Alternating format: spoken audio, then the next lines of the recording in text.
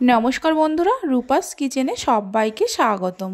কাঁচা আমের আমসত্ত্ব বানিয়ে কিভাবে সারা বছর সংরক্ষণ করে রাখা যায় সেই রেসিপিটাই আজকে আমি আপনাদের সঙ্গে শেয়ার করব।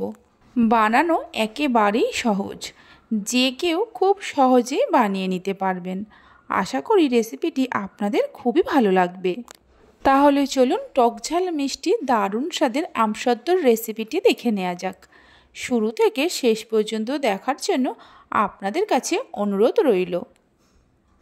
সবার প্রথমে এখানে আমি 5টা মিডিয়াম সাইজের আম নিয়েছি। আমগুলোকে ভালো করে ধুয়ে নিয়ে খোসা ছাড়িয়ে আঁটি ফেলে দিয়ে ছোট ছোট টুকরো করে কেটে নেব। আমগুলোকে কেটে নেওয়া হয়ে গেছে। কড়াতে কিছুটা জল নিয়ে তার মধ্যে কেটে রাখা আমগুলো দিয়ে দেব। কেটে রাখা আমগুলো জলের মধ্যে দেওয়ার পর গ্যাসের ফ্লেমটা হাইতে করে ঢাকা দিয়ে 8 থেকে 10 মিনিট ধরে আমগুলোকে সেদ্ধ করে নেব। আমগুলো সেদ্ধ হতে থাক। এদিকে একটা মিক্সির জারের মধ্যে 8 থেকে 10টা গোটা শুকনো লঙ্কা নিয়ে মিক্সিতে গুঁড়ো করে নেব। গুঁড়ো করে নেওয়া হয়ে গেছে। একদম মিহি করে গুঁড়ো করব না, একটু দানা দানা থাকবে। এক সাইডে সরিয়ে রেখে দিয়ে একটা বড় সাইজের স্টিলের থালার মধ্যে অল্প একটু সাদা তেল নিয়ে তেলটা থালার চারিদিকে ভালো করে লাগিয়ে নেব। তেলটা লাগিয়ে নেওয়ার পর থালাটাকে এক সাইডে সরিয়ে রেখে দেব। এদিকে যে আমটা সেদ্ধ হতে বসিয়ে রেখেছিলাম দেখে নেব আমটা সেদ্ধ হয়েছে কিনা। দেখুন আমগুলো খুব সুন্দর সেদ্ধ হয়ে গেছে। গ্যাসের ফ্লেমটা বন্ধ করে দিয়ে হাতা দিয়ে আমগুলোকে একটু এইভাবে ম্যাশ করে নেব। এবার একটা কড়ার মধ্যে একটা ছাঁকনি রেখে তার মধ্যে এই সেদ্ধ করা আমগুলো দিয়ে ছেঁকে নেব। তাহলে আমের মধ্যে যদি কোনো রকম আঁশ থেকে থাকে বেরিয়ে আসবে। এইভাবে কাঁচা আমের টকঝাল মিষ্টি আমসত্ত্ব বানিয়ে নিয়ে সারা বছর সংরক্ষণ করে রেখে দিতে পারেন। পুরো আমটাকেই ছেঁকে নেওয়া হয়ে গেছে। এবার এই আমের পাল বা কাথের মধ্যে দিয়ে দেব চায়ের কাপের 1 কাপ চিনি, দিয়ে দেব 1 চামচ বিট লবণ। চিনি আর বিট লবণটা মিশিয়ে নিয়ে মিডিয়াম ফ্লেমে মিনিট 2-3 সময় ধরে জাল দিয়ে নেব। তবে আমসত্ত্বটা আপনারা যেমন মিষ্টি খেতে চান সেই অনুসারে চিনি দেবেন। এই আমগুলো আমার খুব বেশি টক নয়, সেই কারণে এখানে আমি 1 কাপ চিনি ব্যবহার করেছি। মিডিয়াম ফ্লেমে মিনিট 2-3 জাল দিয়ে নেওয়ার পর দেখুন চিনিগুলো মেল্ট হয়ে গেছে। এবার এর মধ্যে দিয়ে দেব যে শুকনো লঙ্কাটা গুঁড়ো করে রেখেছিলাম 2 চামচ দিয়ে দেব। ঝালটাও আপনারা নিজেদের স্বাদ অনুসারে কম বেশি করে নিতে পারেন।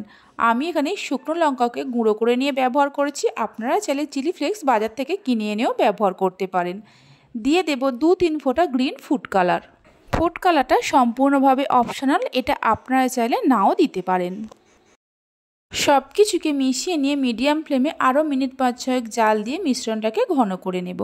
মিনিট 5-6 জাল দিয়ে নেওয়ার পর দেখুন মিশ্রণটা আগের থেকেই অনেকটা ঘন হয়ে গেছে। মানে আমের এই মিশ্রণটাকে একটু থকথকে মতো করে নিতে হবে।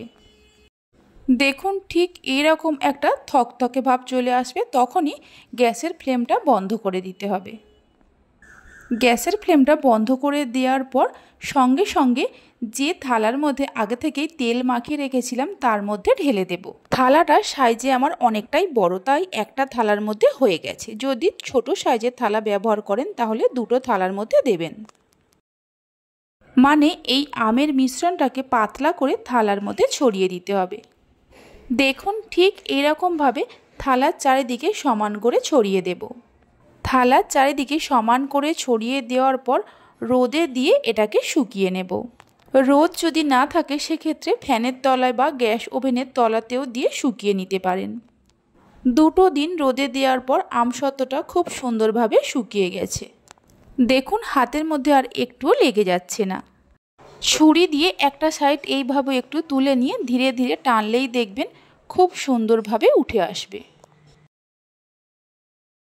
দেখুন একটুও থালার গায়ে আটকে যাচ্ছে না। আমসত্ত্বটা কত সুন্দর হয়েছে আর দেখুন কতটা পাতলা হয়েছে। এবার এই আমসত্ত্বটাকে আমি লম্বা করে কেটে নেব। আপনারা নিজেদের পছন্দ মতো শেপে কাটতে পারেন।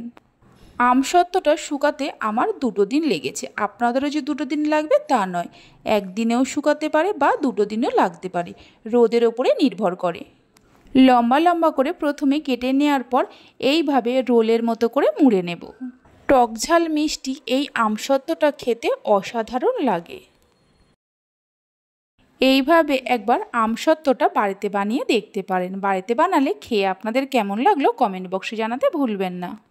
আমার রেসিপি যদি আপনাদের ভালো লেগে থাকে অবশ্যই একটা লাইক করবেন, বন্ধুদের সঙ্গে শেয়ার করবেন। ভালো লাগলে চ্যানেলটি সাবস্ক্রাইব করে পাশে থাকা বেল আইকনটি প্রেস করবেন নতুন রেসিপির আপডেট সবার আগে পাওয়ার জন্য। তাহলে চলুন ভিডিওটা আমি এখানেই শেষ করছি। আপনারা সবাই ভালো থাকবেন, সুস্থ থাকবেন। ধন্যবাদ।